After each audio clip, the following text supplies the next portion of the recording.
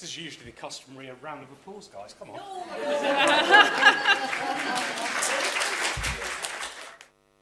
Get one afterwards, so I'm just getting in there early. Well, I hope you enjoyed your lunch. This is usually a bit of a soporific session. We've turned the temperature down so you feel more alert, and I hope you're going to stay alert because I think we've had an absolutely fantastic conference so far. I'm absolutely delighted by the reception for people that are most impacted by this crisis, talking in their own words about their hopes for a better future. And I think we all share an appreciation that we can't let them down. This has to be the moment where we recognise that we're bigger than the sum of our parts, our issues come to national prominence, and now's the time to seize if we're going to see much, much better outcomes, particularly in the retail energy market. So thank you very much for everybody that's spoken so far. We've spoken about the causes, we've spoken about the impacts and some of the solutions, but today we're going to look at the landscape, or in this session we're going to look at the landscape post-April. So that's this year, what happens with that cliff edge when bills rocket again from record high prices up to £3,000 and the government removes some of the welcome support that it has already provided, leaving, we estimate, 8.4 million UK households in fuel poverty. We're also going to be looking at what that period from April till April looks like for households. Who's going to be benefiting from those cost of living payments? Where are some of those gaps? What can be done in the near term to make sure that people don't fall through those cracks? And then vitally, you've heard it mentioned several times now, and I've got a nice little graphic here about the potential role of a social tariff. Now, it's true to say this is not news for those of you, and there are many of you in this audience who have been around for a long time. You'll know that social tariffs are nothing new in the energy sector. Before the introduction of the Warm Home Discount Scheme, we did have social price support, but it wasn't mandatory, and it often resulted in lots of suppliers offering different forms of protection. Some of those didn't even reflect their best price as an energy retailer. And I think it's important to say right from the outset that that's not what we're talking about when we talk about a social tariff. But it is sort of a difficult term to define and know what different people mean by a social tariff. So we're going to get into some of that during the conference. I'd say that this session is probably one of the most eagerly anticipated. So there's no pressure to my esteemed panel, but we do have an absolute stellar panel. And it's a great pleasure to welcome, as ever, Ben Golding from UK Government, leading up the Affordability team. We've got Maureen Poole, who's Deputy of Retail within Ofgem. We've got Kevin Shiels, who's currently Acting Chief Executive of the Northern Ireland Utility Regulator. I was going to say Energy Regulator, but I know I'll get a hard time. Kevin is doing some excellent work at the moment, right in the depths of the energy crisis, stepping up for John French, who has spoken at previous NEA conferences, who sadly had quite a bad cycling accident, but is on the mend. So I'm sure that all of conference will wish him well and a speedy recovery. But thank you, Kevin, for coming in and talking about these subjects, which I know you're very knowledgeable about. And we've got Gillian Cooper, who's, I think, known to everybody in this room, does fantastic work at Citizens Advice. Citizens Advice, our leading consumer advocate for the energy retail market. And then finally, we've got Dhara Vyas, who also a friend of NEA, long-standing friend of NEA, and is currently working as Energy UK Deputy Chief Executive, I believe, and congratulations on that appointment or promotion, I guess you could call it, if it wasn't a hospital pass right in the middle of an energy crisis. But we have a huge opportunity to make some real progress in terms of the debate today, and I hope you're excited by that prospect. The final thing I'm going to say in terms of an introduction, and we'll come back to where you fit in at the end of the session, where we're hoping to get a bit of feedback, is we have, as a charity, supported increasingly the calls for a mandatory social tariff in the energy sector. We appreciate the support that's been provided and the depth of that support for some households, but as you heard in the last session, unfortunately, in many instances, that's either providing too shallow support to help the people that need it the most, or we're really worried that post-April people are going to fall through the cracks we think that a mandatory social tariff is a way to address this within the GB energy market, but there could be a precious opportunity for it to be a UK-wide mechanism, hence the involvement here of Kevin. So these set out our real core tests around what we believe a mandatory social tariff would do. I think we've been early to the party in some respect in terms of setting out quite a lot of detail in advance of a consultation, which we think, well, Ben can confirm the timing later, but is going to be fairly, not imminent, that's not the right term, is it? It's going to be soon, a consultation on what happens post-April next year. But it does provide a vital opportunity for us to forge a consensus, starting here today, sitting alongside the 90 or almost 100 organisations that wrote in support of a mandatory social tariff the other day, an increasing set of stakeholders to make sure that there is an enduring mechanism that can properly protect low-income and vulnerable consumers after this crisis abates, or the worst of this crisis abates. So, just very briefly, we'll ask you a little bit to give your feedback on these things, so I'm going to quickly mention them. But first litmus test from our perspective, in terms of a social tariff, is that it's additional. So it shouldn't replace the wider default tariff cap. We think there's still a role for that in the energy market. We think particularly there's a need for ensuring that the pass-through of policy costs continues to be done in a transparent way. And that's a vital protection that's going to be even more important as we look to meet net zero.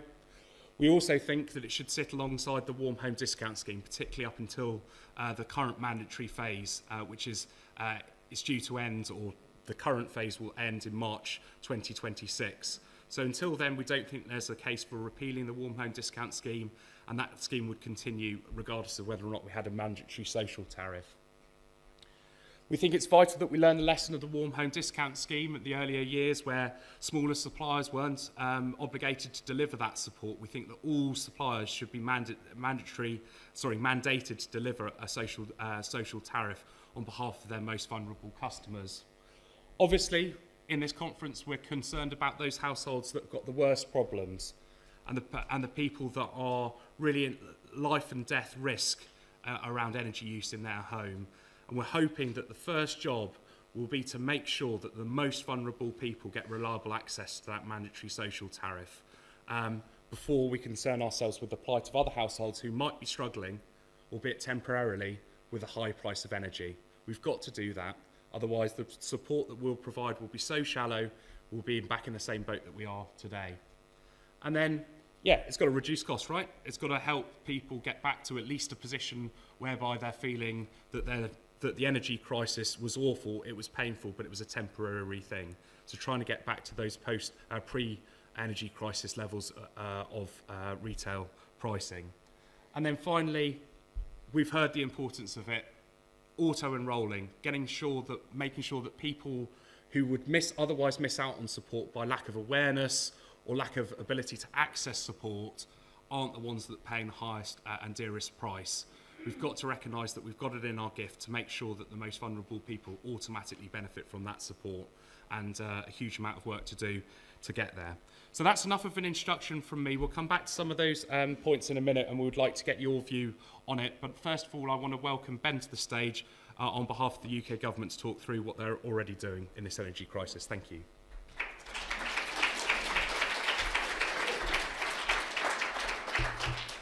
Thanks, Peter. Afternoon, everyone.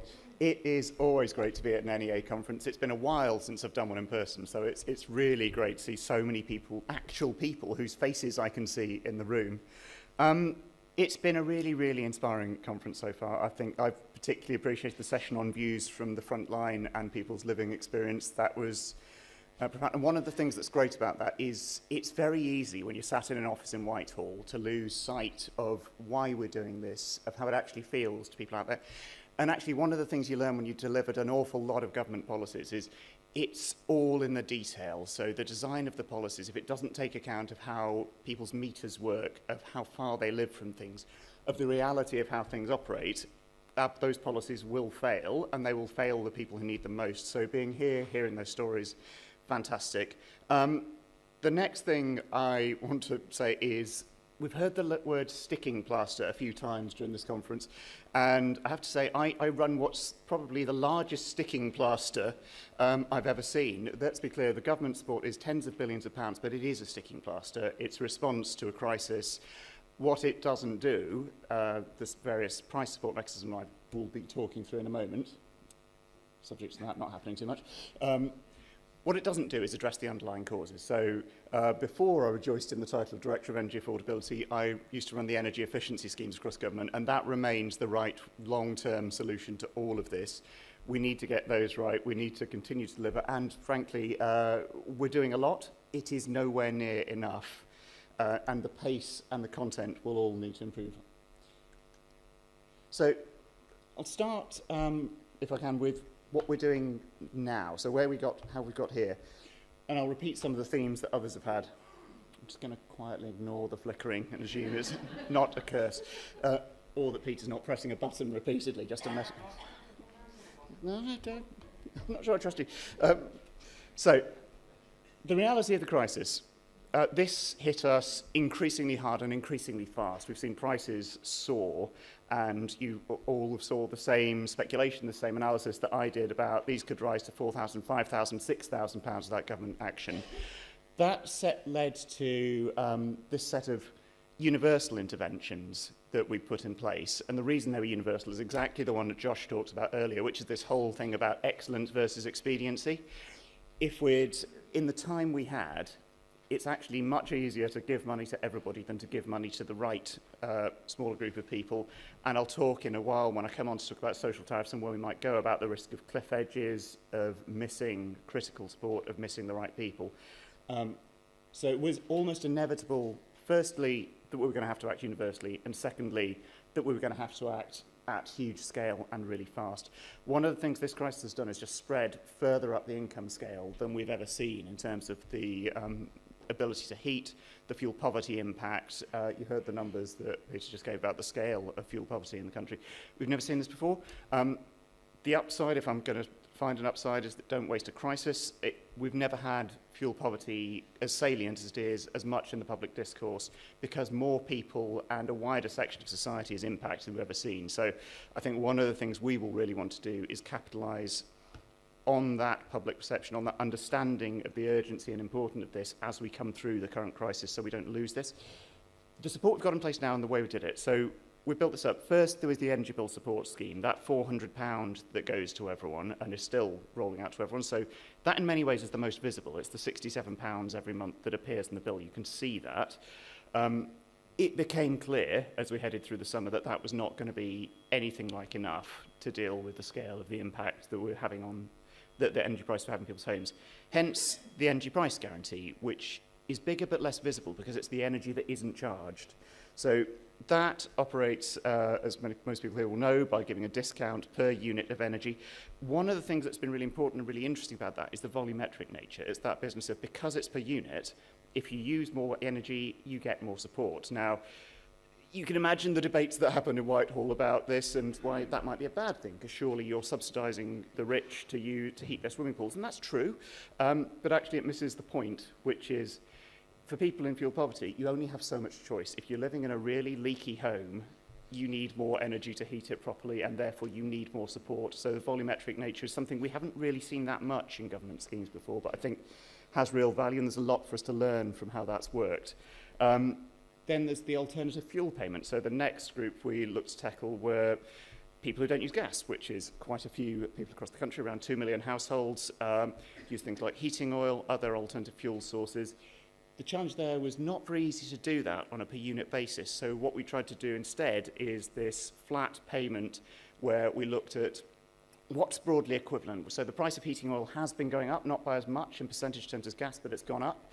And we tried to find some rate which represented a roughly equivalent support for how much the costs have gone up.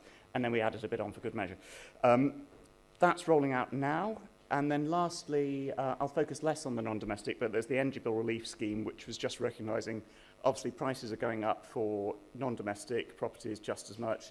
So not just businesses, but charities, public buildings, all need the ability to help. And that, again, is a volume-based scheme focusing on the wholesale bit of the bill. But I'll focus more on domestic for this. what happens this year? So we head beyond April.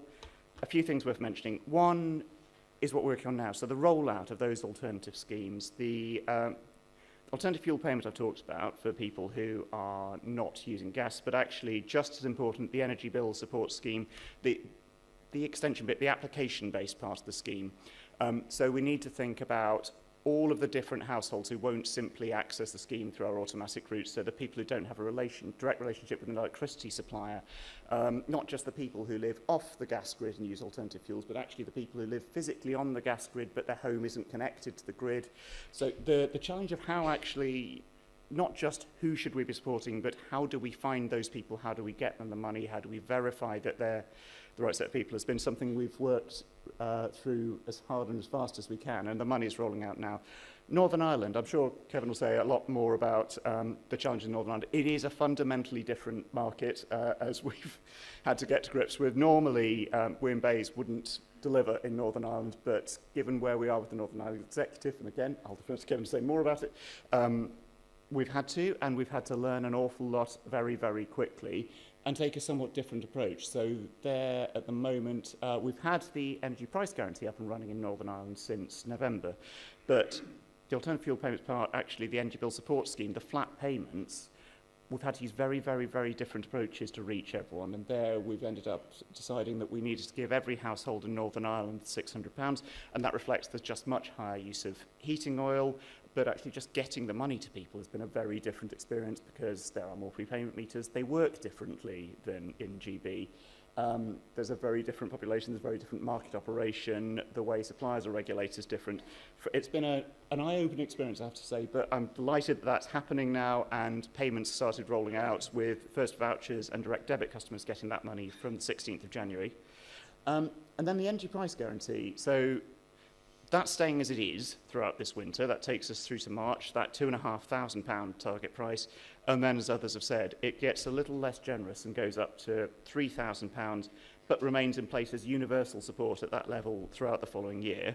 The other thing we've talked about, was in the Chancellor's autumn statement, is that we'll consult on capping that support for the very, very highest energy users, and I use the two verys deliberately. We are really looking there at the absolute largest users. The real target there is reducing support for the wealthiest rather than for those who use a lot of energy because they need to, for instance, because they need it for medical equipment, because the home is energy inefficient and you have a large household. So how to do that is something we'll consult on shortly. I won't go through this list, but just a reminder of what else is out there. So you've heard a lot of these things already. A lot of you will be very, very familiar with giving people advice on them, with making them work, and with helping people navigate the systems. But there is that set of energy efficiency support that remains in place. We have got Eco Plus now, as well as the schemes that we've had for a while. They have existing price support through warm home discount, winter fuel payments, cold weather payments, and of course the suite of cost of living support that has been delivered for this year, and there will be further support through all of those schemes for 23-24. So that stays there. What I wanted to talk about more was where we go beyond that, and I think we'll come back to that through the talks, and then you might get to do some voting, apparently, on which one we should implement. So rather than give you the answer, I thought I would share some of my problems. This is really complicated to work out.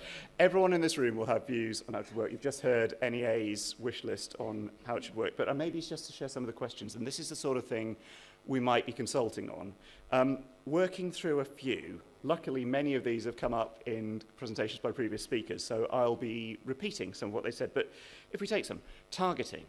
As soon as the support's not universal, and it will have to stop being universal, we can't give everybody price support forever, you risk cliff edges. So you risk we target the wrong people. We know from things like warm home discount, from Eco, from all of the other schemes that have been in place for years, just how hard it is to accurately target those who really need things. The sorts of proxies we use through the benefit system, they're okay, but actually they end up with us missing out a lot of people who are actually in fuel poverty. So this feels like an opportunity to see if we can do it better, to think about the really hard questions about what data do you use, what powers do we have to share it, how do we find those households who are genuinely in the most need and make sure that the money actually reaches them. How do we do that while minimising the impact of that cliff edge, because obviously as soon as we don't support everyone, there will be inevitably people who need support who we don't find or we don't get enough support to. It's the person who's just above the threshold that you need to watch oh so closely when designing these schemes, and it's incredibly hard to get right. Fit with existing policies. So you heard the also have this alongside warm home discount. Obviously, warm home discount absolutely did come in to replace the previous incarnation of social tariffs. So one of the questions is, what does the landscape look like? Because I think there are real trade-offs between keeping the core support we have in place and having an ever more complicated alphabet soup of schemes which it's really hard for people to understand and navigate. So that is something we'll need to think very, very carefully about. So it's the right support to the right people, the right mix of schemes. Flat payments are volume-based. So I've sort of sung the praises of the energy price guarantee for being volume-based and that ability to give more support to those who need to use more energy. But that's more complicated. And if we think a bit ahead in the way the energy market might change, it works great now when supply contracts tend to be based on you buy energy per unit. That might change. The retail market's changing, supplier approaches are changing. So in a world where not everybody buys their energy on that basis, a straightforward discount per unit won't work. And one of the things we want to make sure is we don't design a scheme that we then have to rip up again 12 months, 24 months later and cause more confusion for everyone. So future-proofing is challenging on this. Meeting the costs. So absolutely, we've got, at the moment, all of this is taxpayer funded. We have other schemes that are bill payer funded. There are choices about, is this from the taxpayer, is it from the bill payer? If it's from the bill payer, how is that cost spread across different suppliers? How do people meet it? Do you have any kind of share between the two? I'm not going to preempt where the Chancellor might go on all of that, but just to give a sense of those questions need to be thought about. We need to avoid the wrong incentives. So what you really don't want is to disincentivize suppliers from taking on vulnerable consumers in the way we design the system. All of that to work through. Alignment with energy efficiency and net zero and fuel poverty. We've got a whole bunch of statutory goals. We also really care about them. We need to reach net zero. We need energy efficiency. It is that long-term solution. And we absolutely need to deliver on the fuel poverty targets, our own fuel poverty strategy. Designing this set of policies, this price support in a way that sits nicely alongside those and ideally works hand in glove. So if we could find a way to give people support in a way that actually helps them to meet, deliver and have energy efficiency and to upgrade their homes in a way that means that they are better insulated in every sense, that would be great. I don't know what that looks like, but it's a question. Deliverability. So one of the things that is a great learning for me over this course of doing many, many, many different sort of grants and energy efficiency schemes, one of the hardest things in the world for government to do is to give people money. It's actually much more difficult than it sounds. You can't just write a check. So we do need a scheme that's going to be relatively simple for us to deliver.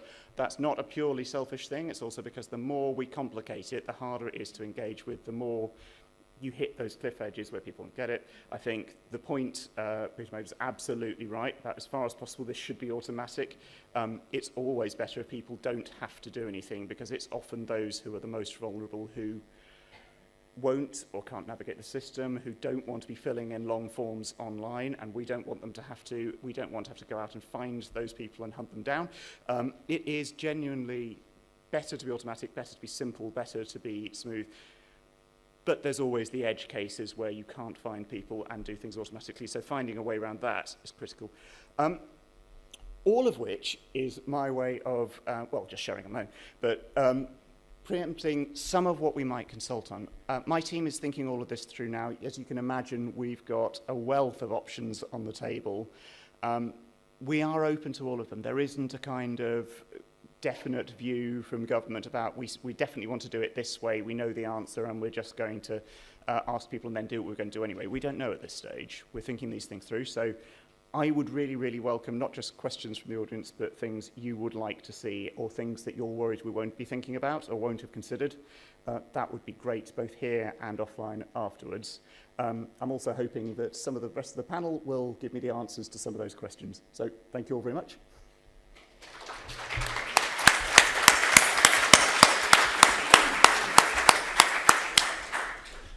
Thanks very much, Ben. And Maureen from Ofgem. Thank you very much. Thank you. Thank you. So this is my first time presenting at any conference. And I'm really glad to be here. And I found the presentations really, really informative. So part of the job that I do is looking over Ofgem's vulnerability and debt brief, as well as the government schemes and our market stabilization charge. So the conversations that have been had here, hugely informative. Now, I don't have any slides. I was speaking to Nina. Nina informed me that four of the presenters have slides, and then I worked hard. There are 5 of us, so I'm the only one who does not have any slides. But something I've picked up, one of the presenters earlier, I found he was very brave, where he showed a slide with some food on, and I thought, the suggestion of food was very brave to be doing this before lunch. So next time I have a slot before lunch, I think I will adopt that, but I don't know if it's maybe too provocative. But nevertheless, I think it is fair to say that the last year produced some of the most challenging conditions we have seen for customers.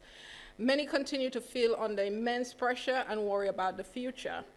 As energy is an essential service that consumers need to heat and power their homes and other energy-dependent activities, people who are unable to afford the energy they need are at risk of serious harm. And we heard so many stories today. It is something that's well documented. This is something, of course, we are acutely aware of at Ofgem. We speak to consumers directly, and we meet regularly with consumer groups and charities. But there are some positives. Our temporary measures to stabilize the market has meant that consumers have been protected from the costs of suppliers failing, the mild weather, replenished gas stores across Europe and China, and more benign conditions for energy trading, in particular higher electricity and output from France's nuclear fleet, have contributed to a robust energy security position throughout the course of the winter. This has been reflected in a fall in the gas prices that over time will feed into customers' bill. However, the GB system is still highly dependent on global markets, and the Russia's war in Ukraine continues to drive prices in the international gas market. And so we should absolutely not lose sight of the fact that the cost that a typical household will be facing for energy will be about $3,000 a year from April. And we welcome the continuing support for consumers from the government EPG, the Energy Price Guarantee Scheme, the Energy Bill Support Scheme, and other cost of living payments, and of course the alternative fuel payment.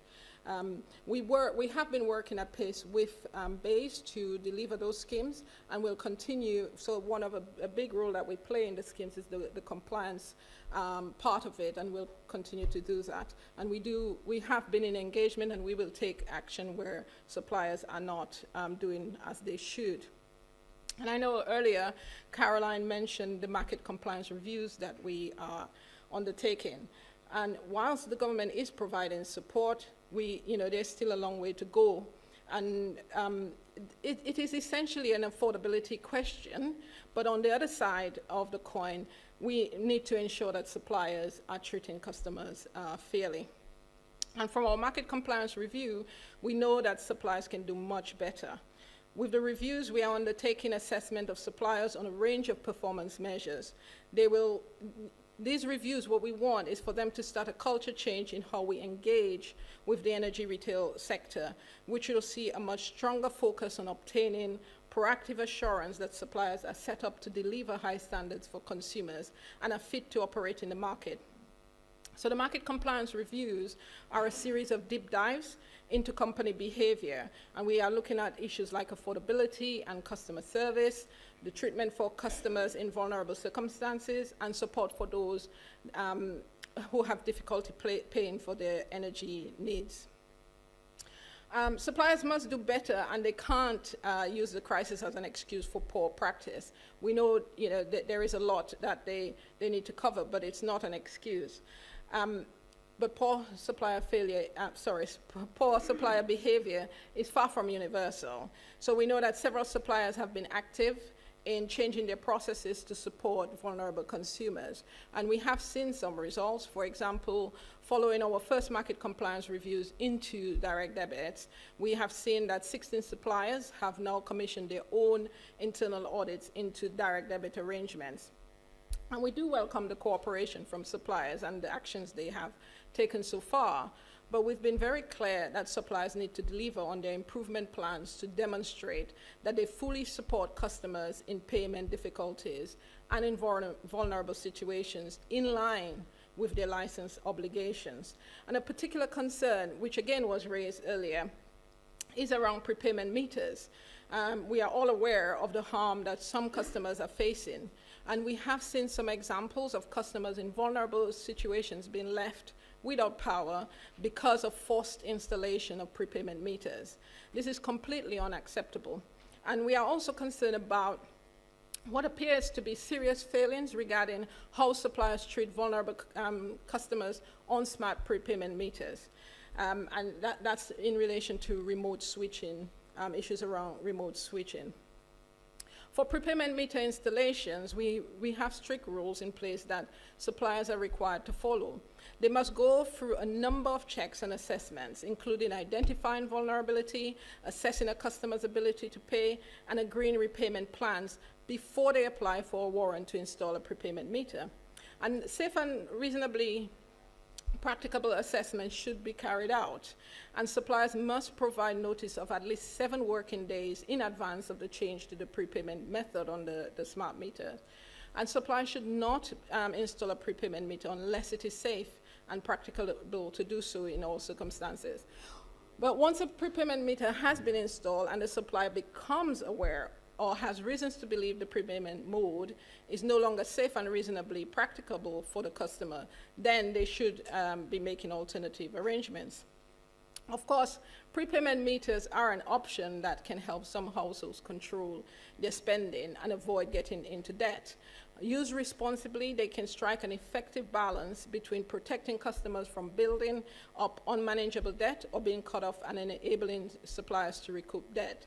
But there are rightly rules around the use of prepayment meters to ensure especially the vulnerable consumers are protected.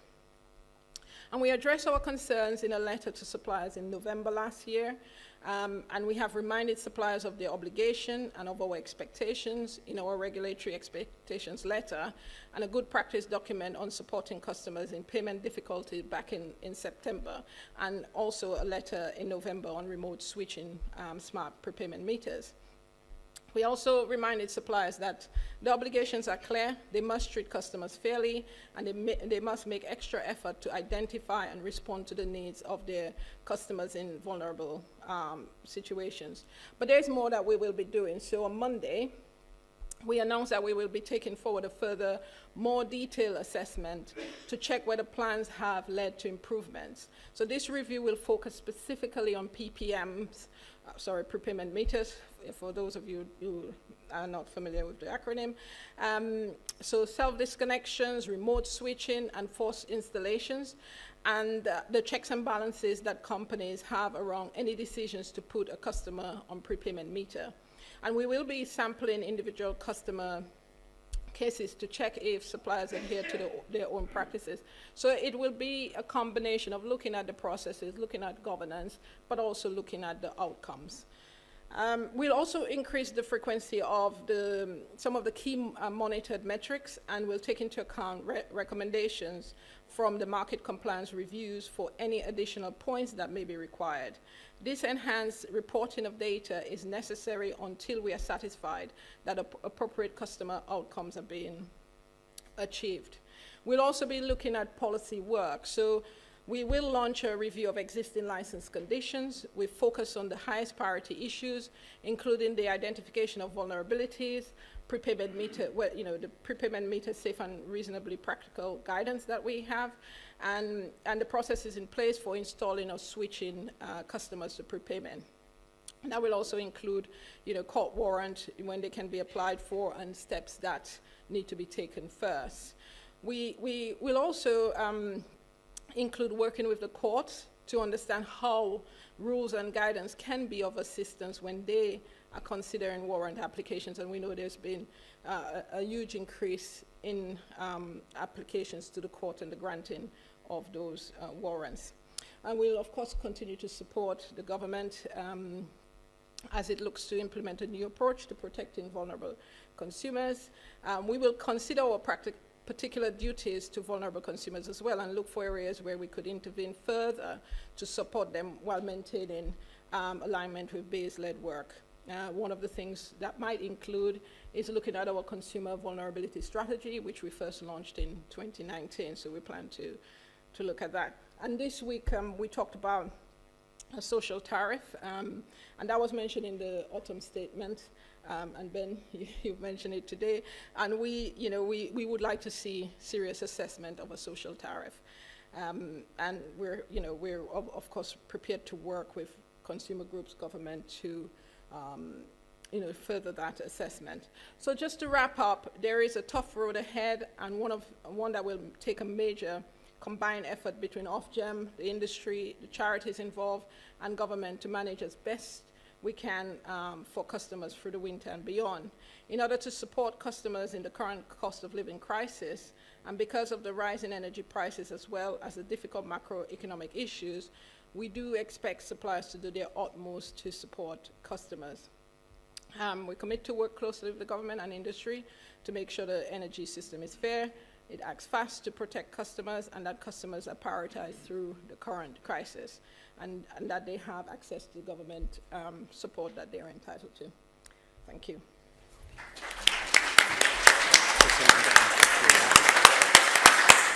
Thanks very much, Maureen. Scared myself then. I'll just have a moment. There we go, Kevin. I hope that didn't scare you, but over to you. Okay. Hello, everyone. It's great to be here. It was really nice of NEA to invite me over to speak and to bring the Northern Ireland perspective, so I'm going to do a bit of that. I know it's the after lunch session. I know everyone's tired, but I hope you've had your coffee. I want to fit a lot in, a lot I want to say. The great thing about speaking at this stage of the day is you've been able to pick up a lot of what came earlier, and I've almost thrown my presentation out the window, and there's things brought up I want to talk about, but I'll run through the slides very quickly. I'm going to try a very delicate balance of speaking quickly but slowly, so I've a lot I want to get in, but my accent maybe, I had a few conversations out there and I think it was lost in translation, so I'll try to speak a little bit slowly as well so that you can hopefully pick up at least most of what I'm saying. Bit of an introduction. Kevin Shiels, Interim Chief Executive of the Northern Ireland Utility Regulator. Who is that? Well, that's the regulatory authority for Northern Ireland that looks after both energy and water and sewage. It's in effect Ofgem and Ofwat combined, which makes we've got a lot of tools to play with. Creature statute, just like Ofgem and Ofwat. Interesting discussion about the role of the regulator and all of this, but we'll come on to that in a minute. Bear with me on that. I've been working in the regulator for a good few years across different functions. Happy to make it to Chief Executive on an interim basis. Still very much see myself as a student of energy and of regulation and of consumer issues even after all this time. Never a week goes by I don't learn something new about what we're all trying to achieve in this room, particularly on the consumer side. So it probably doesn't need saying, but don't expect the regulators to be experts on everything. No laughs about that one, but we're all still learning. These are interesting times we're living through, as the old saying goes. Lots of blueprints don't apply here for what's going on in the world energy markets. And some of the discussions even from Ben about the role of government are really new, interesting innovation and intervention ideas coming through from government. So let's talk about that in a couple of moments as well. But about me, I'm an economist by training, but left that dismal profession behind a long time ago. I really wanted to get into the policy delivery end of things and making an impact end of things, which I came to the regulator and loved it, stayed there, and really I'm quite proud of what the regulator tries to do in Northern Ireland in a very difficult circumstance. Talk about that in a little minute. The UR, utility regulator, the UR, we really try to work in a partnership mode with all our stakeholders because we're a small organisation. Northern Ireland's a small place. We find we can deliver a lot more by working in partnership. So partnership style approach is really important to us. NEA have an office in Belfast, really welcome it. Lots of really good engagement with NEA in Belfast. And they hold us to account, quite rightly. They hold us to account for what we do for consumers, what we do for vulnerable consumers in particular. They're part of a consumer policy advisory group that we set up a couple of years ago so that they could bring consumer issues direct to the regulator table, direct to our board. So hopefully that's a model that is employed here in the mainland as well. Okay, I want to pick up some of the comments from earlier before I get into my boring slides. I'm going to whistle through my slides and then come back to the really interesting stuff at the end again. A couple of things from earlier. I think it was Caroline Flint made the comment about we're in a period of crisis, and that's correct. We've actually got 3 crises at the minute. We've got an affordability crisis, which you all know about more than I do. We've got a decarbonisation crisis, undoubtedly, and the legal imperatives we have to deliver that. The third crisis is actually a Northern Ireland specific one, if you indulge me. It's a lack of government crisis, which is peculiar to our little territory. And can you imagine trying to deliver what we're trying to deliver without, for example, beige in place, making those decisions? And the government in Northern Ireland's been off as much as it's been on for the last 10 years. So it actually puts a lot more difficulty on the role of regulators without the policy environment, without the policy cover, legally, and without the policy instruction. So I count that as a third crisis that we're trying to navigate our organisation through. But, you know, I'm an eternal optimist, and one of the sayings that arose in Northern Ireland politics in the 80s about crises were never waste a good one, never waste a good crisis. Now, it was a local political party that coined that, and I'm not being trite about it, but it's actually a very useful phrase. It's in times of crisis that things change, paradigms get shifted, and rule books go out the window. Who would have thought a couple of years ago that beige would have pumped whatever it is, I don't know if Ben's added up all the sums, but 100 billion or whatever to help customers across the UK. Come back to that again at the end. In terms of what we try to do in Northern Ireland, you know, we're interested, we of course cover vulnerability. We have our own version of the price caps. They work slightly better than Ofgem's price caps, but no doubt I'll be arguing that later on.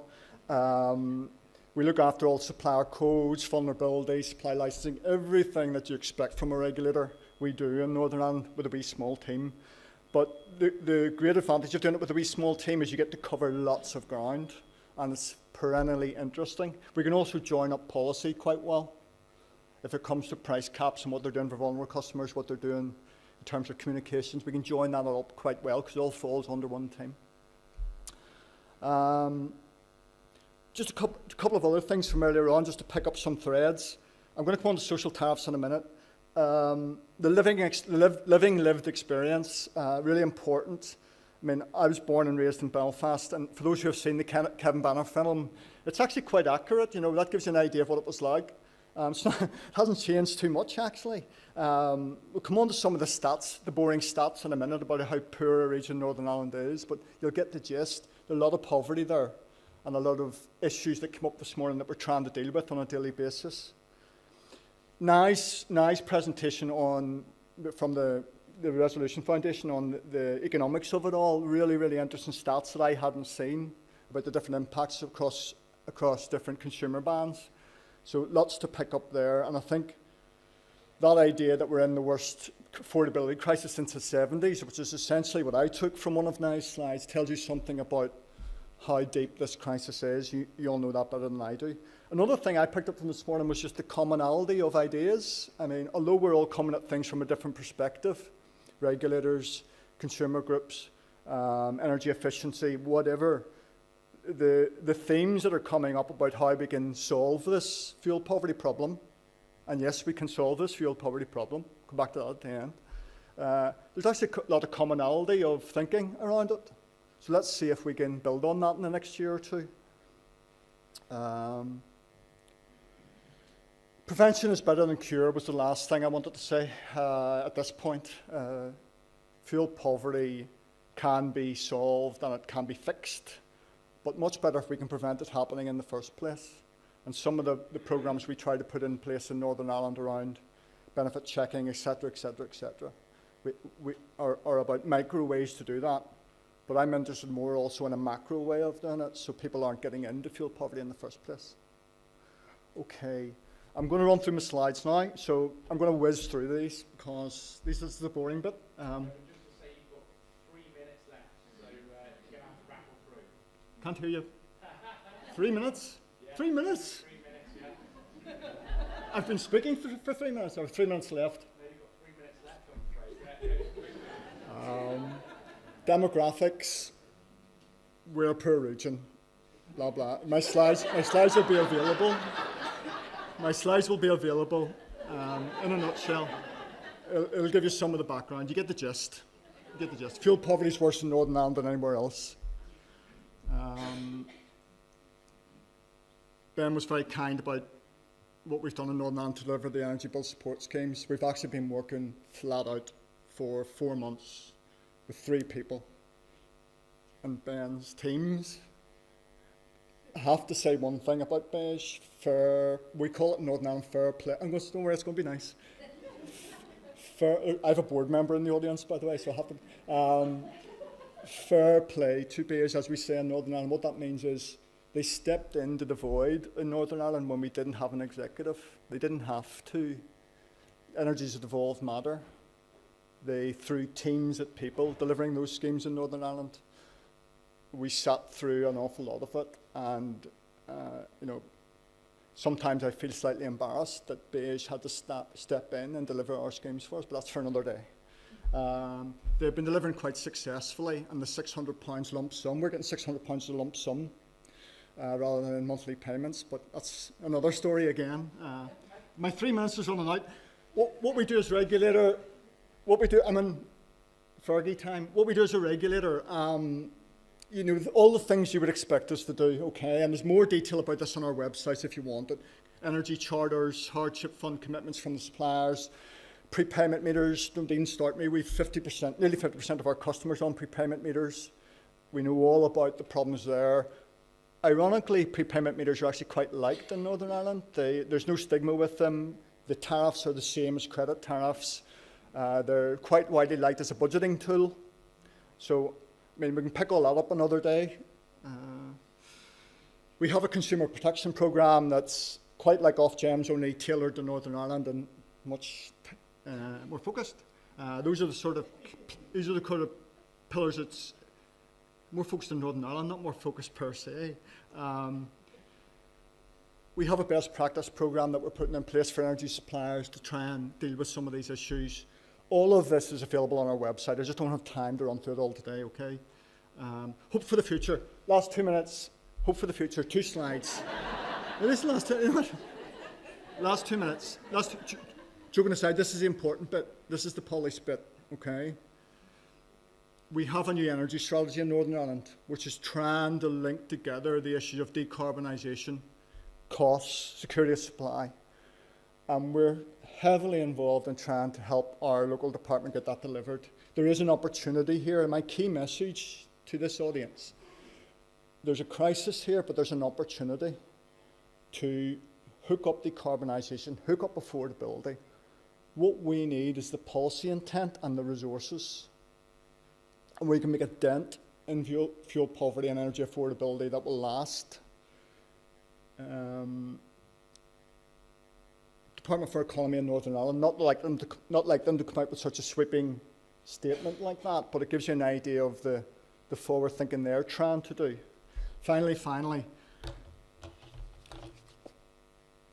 affordability and intervention policy debates. For the first time, well, not for the first time, the real policy debates are happening in my mind.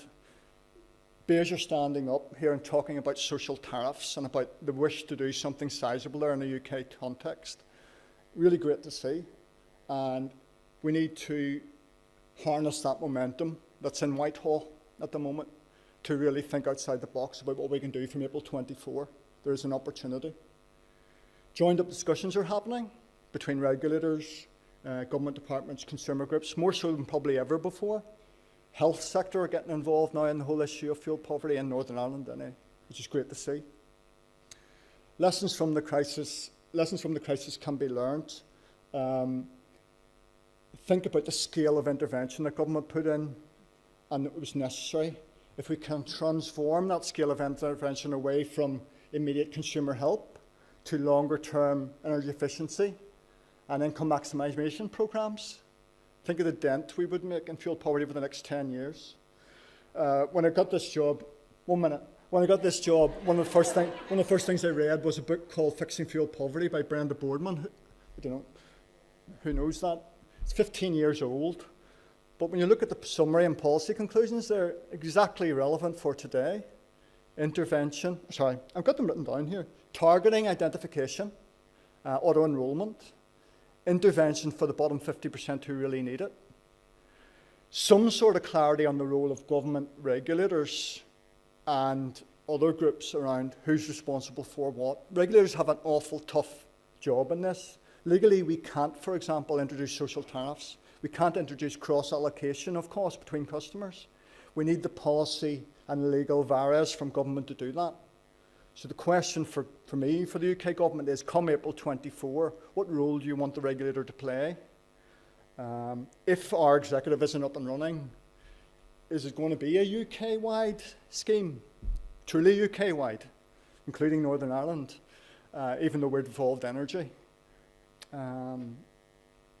We do have an Northern fuel poverty strategy. Guess what? It's 12 years old. 12 years old. We're supposed to be getting a new one in the next couple of years. It's going to take them 2 years to develop the new strategy. So, time marches on. Yes. I am time poor. I'm time poor. I finished. Oh, Listen. well, thank you very much, Kevin. Thank you. Thank you for listening. I was sorry to have to cut you off because you were making some really excellent points, but we've got to be fair to our other speakers. Gillian, please, over to you. If you wouldn't mind rattling through it, then that would be fantastic. I'm joking, of course. Spend as long as you like. How do I get my slides up? Yeah. A hefty old right click. Down work, focusing down, kind of, that works. Ah, okay, yeah. So, I was asked to give some information about a project we kicked off in the early months of 2022. So at Citizens Advice, we sort of saw the crisis starting to unfold, and we knew there was going to be a need for sort of targeted support for households, both to deal with the cost of living crisis, the energy crisis, but also throughout the net zero transition. Because as we've already heard today, the price cap is only intended to ensure that prices fairly reflect the underlying costs. It doesn't ensure they're affordable. And as others have already raised, this is a long-term challenge. This isn't about putting in something for a year or two. The net zero transition will take a while. Not everyone is going to be an early adopter. As we've heard today, we've got a lot of problems with energy efficiency that we need to resolve because the country's housing stock is not in a great state. And prices are going to remain higher than they have been for many years, probably through to the end of this decade. And also, we've got an energy retail market that's changing significantly over the decade. We've got things like EVs, heat pumps, everything coming out as well. So in terms of where we saw the sort of wider community in this space, from the sector to charities, civil society, regulators, government, there was a lot of ideas, some broad support for some key principles, but not a huge amount of consensus about the next level of detail down. How do you do this in practice? Who benefits? How it's delivered? And what does it look like? So we thought we could usefully play a convening role here. And I know many people in this room have attended the roundtables, had one-on-one meetings with us, submitted evidence to the review. So thank you for that. It's all being sort of fed in and crunched at the moment. As part of the project too, we've also taken the proposals to the public. Our partners Public First conducted polling and focus groups about the options. Our partner SMF has presented the findings to all the usual suspects you would expect, Ofgem, BEIS, Treasury, and we're now in the final stage of this project with the final report due out in March. So, if I do a very quick run through the interim findings. So, one of the issues we've found with this project is that the definition of a social tariff is incredibly nebulous. There's vocal support from many for both charities and suppliers for introducing a social tariff, but it's not being clear to us at all that there's consensus on what a social tariff is and whether everyone is talking about the same thing. And part of that problem is because the scale of the problem is so massive at the moment. If we're looking at a world where energy bills are sort of £3,000 a year average, 12 million households will be paying more than 10% of their income after housing costs on energy. And in terms of who should benefit from the project, there is broad alignment that the policy should be targeted without cliff effects, direct reduction in bills over general income support. It should avoid putting the burden of uptake on households. It should enable competitive market forces to drive down costs for consumers, takes account of net zero, includes incentives to reduce demand where possible. So if you think back to Ben's slide, all those sorts of things that Ben highlighted earlier. But there's also a huge but within that, because out of the potentially eligible group, there's about 6 million people on targeted benefits. 3 million people receive the universal pension, and then there's another 3 million who aren't in either of those camps. So that's quite a significant group of households falling between the gaps. And that's because once you go beyond the benefit system, it's really hard to identify people who are in need of support. So again, this has all come up earlier today. And the other mechanisms of targeting that have been tried in the past year have fallen short, really. So the council tax bandings, doing stuff via suppliers, clawback on universal support. And we're just in the situation where the state doesn't have the systems to do this and do it well yet. So, yeah. And whilst energy issues have been the driver for this piece of work that we're doing, it isn't just an energy issue. Better targeting is needed across the piece in order to make support schemes in a range of other markets and systems work better for people. So I think if you can nail it for energy, it will hopefully have much wider benefits if we can crack this. And I think I also want to flag a sort of positive from the work we've been doing is sort of the public wants to see more support, even if this means higher taxes. So in July, we polled people, and 52% of people said that they supported bill support policies, even if this means taxes rise as a result. And by October, this had risen to 64%. And so given a big driver of this project was to influence politicians of all persuasions, I think this is really helpful stuff. So my next slide shows the 4 proposals which were most commonly raised by organizations for what enhanced bill support could look like. And going back to the loose definition of what a social tariff is, all of these have been described by different people as a social tariff. So from the citizens' advice perspective, we very much like to find something that works with the market rather than permanently taking people out of the market, because we want a world where low-income and vulnerable households are able to benefit from innovation. We think that's really, really important. All of these proposals need to be automatic, so we don't have the issues of sort of finding these people and requiring them to sign up. So SMF modeled each of these options based on a sort of £3,000 energy bill with about £900 worth of targeted support being provided.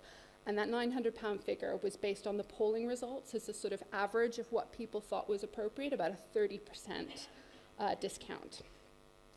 So if we look at the tiered fixed payment, and I class this one as a better, more modern warm home discount, a sort of souped up warm home discount, it came out as the most progressive option with a greater proportion of the benefits going to low-income households.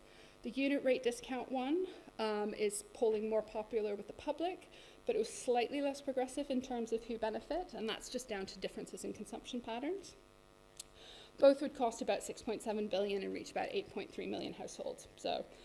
And then just quickly on the sort of the other 2 options, rising block tariffs and a real bill cap. Both of them were less positive in terms of how they played with the public. But they've also got sort of challenges that we thought were pretty insurmountable. So rising block tariffs are popular with some people because the aim is to reduce consumption, but they're really, really tricky to get right, and this is where the country's poor housing stock comes into play here. There would be a lot of low-income losers in this, even with mitigation, so it's complex compared to the other options. And obviously the real bill cap is really costly, and too much of it would be spent on households who shouldn't be the benefits. So those, the sort of first two were the main contenders. And then the other bit I wanted to raise, because we looked at energy efficiency as a core part of this project and a core part of the solution. And that's pretty obvious because the value of the bill subsidies required will decline as people's homes are made more efficient. So it's win-win all around. But the relationship between energy efficiency and income is not clear-cut. And there's a big, big job to do still on selling the benefits of energy efficiency to the public. And this is where our polling showed that there's broad support for a government energy efficiency scheme, but rather less support and interest in people in paying for those measures themselves. A majority of the people polled thought eligibility should be universal as opposed to targeted. And those two boxes look at the costs and payback periods for schemes targeted to the fuel poor versus a universal scheme. Now, obviously, the universal demand scheme has a better payback period, and but it would be slower to reach the households who would benefit the most. And I kind of suspect I know which way this audience would land if was to choose their favorite option. And finally, the current experience of prepayment meter users has captured a lot of attention in the past couple of weeks, not least following the publication of our Kept in the Dark report. And we know that there's a huge amount of people struggling to afford energy at the moment, and many are regularly disconnecting themselves. And the crisis that we're in is an opportunity to ensure that this ends. No one should be left without power, and we think there must be a lifeline supply going forward. So with prepay, with the bill support, the problems we're facing are urgent, and we're probably going to need more support for people while we spend the time needed to get the right solution in place. The current options we've got for targeted support aren't sophisticated enough for the challenges we're facing, and until we tackle that, we're simply putting sticking plasters on top of sticking plasters. And just to echo the point made by Ben, if these policies that are designed don't reflect the reality of people's lives and aren't designed with that in mind, then they're not going to succeed. So that's where the sort of role of organizations like NEA, like Citizens Vyas, people who speak to people every day who are dealing with these, are really important to be fed into the policy process. And that's it from me.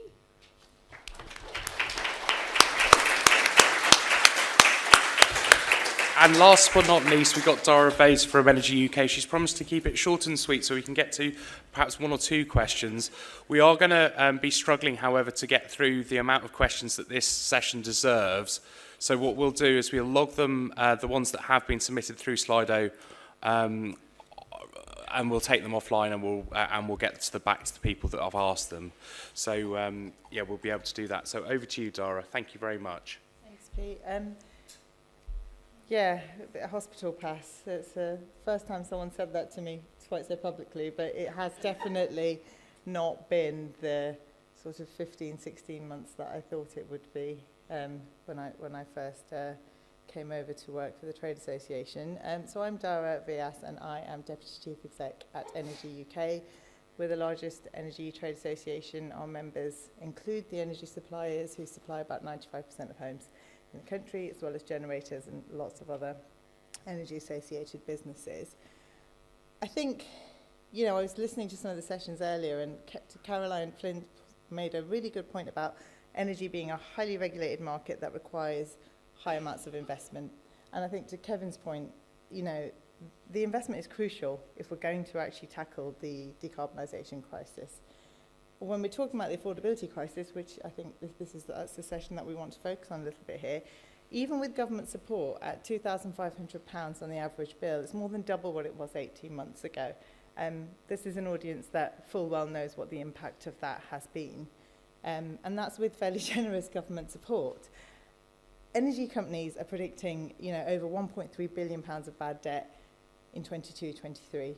And for context, in the previous year, it was about 560 million. So there's a huge amount more debt because we are in an affordability crisis. The domestic retail market is not necessarily what you'd call an attractive investment proposition right now. I think it's important to recognise that because of the role and the potential for the retail market to actually help tackle the decarbonisation crisis. And also, you know, the fact that ultimately they are delivering an essential for life service. Companies do spend tens of millions of pounds supporting customers in vulnerable circumstances through both regulated and voluntary commitments. We also run a vulnerability commitment, which 12 suppliers have signed up to, a couple more signing up soon, which will mean about 90% of homes are covered. That's to encourage best practice and to push companies to go above and beyond the licence conditions. And I think I was reflecting on I'd been asked to talk about what is it that suppliers are doing to help and support people. Many of you in the room actually interact with suppliers daily and are talking to them about what they can do to help maximise incomes, whether there's trust funds and support that can be accessed. So I don't think that this audience needs me to go into loads of detail, but I'm really happy to talk about that offline if you want. What I will say is that demand for support is high. It's high for advice services. It's really high for energy companies as well because of the affordability crisis. There was a question earlier in the earlier session about call centres. It's longer, difficult, lengthier conversations with people who are really struggling for all sorts of reasons. And that's because of the affordability crisis. I think that there are a number of things that are worth considering as we move forward and as we go into the Q&A, Pete. And the best way for me to sign off, I think, is on three main points. One is around, I think, you know, Pete mentioned, and others also today have talked about maintaining the energy price guarantee at £2,500 to July to avoid that cliff edge. I think that's a really sensible option. I really hope government is seriously considering doing that. I think that this idea of more targeted support as we move through the year and into winter 23-24 is really, really crucial. I think the work that Public First and SMF have been doing with Citizens Advice is just moving that in such a good direction because it's a proper conversation between consumer groups, charities, government, industry and the regulator. So I do think that's a really, really good starting place for us to think seriously about how to get help to the people who need it most. And also I think we shouldn't drop the ball on retail market reform. I think the future of the retail energy market is really at a turning point right now. This crisis has really brought that home. If we really want to improve energy efficiency, decarbonise heat in homes, and get people using energy when it's most plentiful and cheapest on the grid, so flexibly with demand-side response moves, then we need a retail market that can help to deliver that. So we do need some retail market reform. I hope that was short and sweet enough.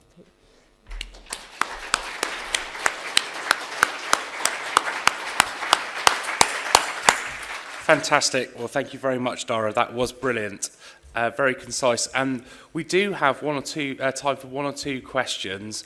Apologies again, I'm going to be shot as the chair of this session for not leaving enough time, but I think it was worth hearing the thoughts of a very experienced and insightful panel. So, yeah, can I have a show of hands, please? And we'll try and grab two questions. If they could be questions, that would be fantastic. Yes. At the front, sorry, just here. I'll stand up so people can see me. My name's Paul Allison. I work for a company called e-Vouchers. We work with the government giving away free school meal vouchers during the lockdown.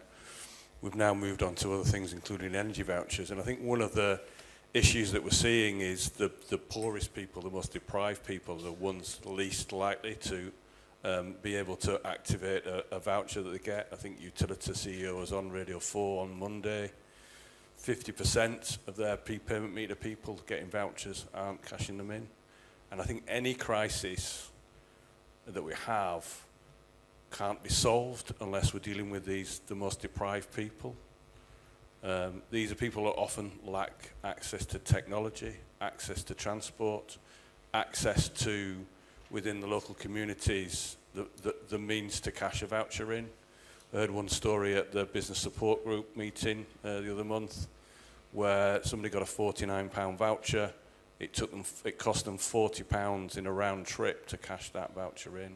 So we need you guys to come up with a solution to that so these people, the most deprived people, can access the funding that's available because they can't access it right now. Thank you for that. I think it was a comment rather than a question, but I'd just say smart prepay is a big part of that solution. I don't know if anybody else wants to come in on that point.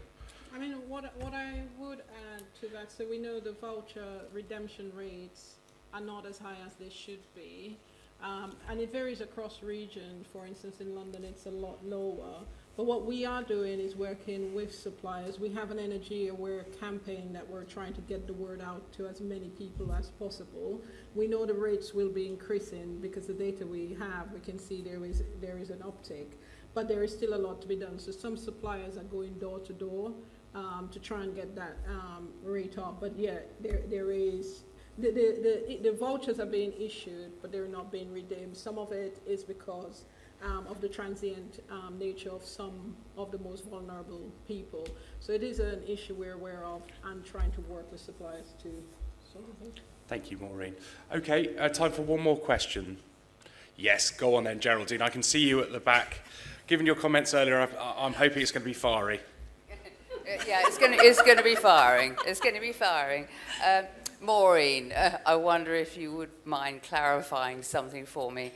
Bit confused, probably because I'm disabled, bit stupid, you know. Sorry about the sarcasm, but basically we all know that the Equality Act 2010 is UK legislation, and basically earlier on you stated that you speak to lots of individuals, but on your website it says we don't deal with individual cases. If you're an individual, go to Citizens Advice Bureau.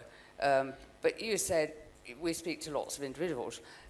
That seems to be a bit of a problem there. And also, with the problems I outlined earlier with British Gas, ignoring the fact that I'm on the Priority Services Register, so they didn't have to go to any effort to find out that I'm a pensioner and disabled and all the rest of it. So no effort, that to go to. And I have to say glanced at Ofgem's reviews and consultation, and part of the info I found was that you've got these, shall we say, grades for energy companies if they raise a significant concern with regard to vulnerable people and the Priority Services Register. And with regard to British Gas, you state, and I quote, "We did not find any evidence of any significant concern." I think, yeah, really? No, sorry. And also Ofgem state, "We recognise the Equality Act 2010 already places obligations on energy companies to make reasonable adjustments for disabled people. The Act requires individuals to pursue cases through the courts, whereas our licence conditions give us the ability to enforce companies' compliance." I mean, basically, I thought to myself, it'll be easier for me to take British Gas to court than to contact Ofgem about the fact they breached the Equality Act 2010. And when they did, in between trying to make all the millions of phone calls, I rang the Priority Services Register, which I haven't done in ages, and I found out they never heard of the Equality Act 2010. Why? Because they've moved, British Gas have moved the Priority Services Register to South Africa. And of course, it's not part of South African legislation. So The mystery continues. The mystery continues. I'm so not shutting this down often. in any way, Geraldine, but I do know that people are desperate for a cuppa. So Yeah. I will I'm ask finished. you to raise this. I am finished. Raise this I've had with my say. Maureen and the panel afterwards, and you'll be more than welcome to come up and continue to discuss it. But I don't want to withdraw the right to caffeine that everybody else endures under legal statute. I think that that's still some rule. Anyway, if I could ask for a round of applause for our panellists.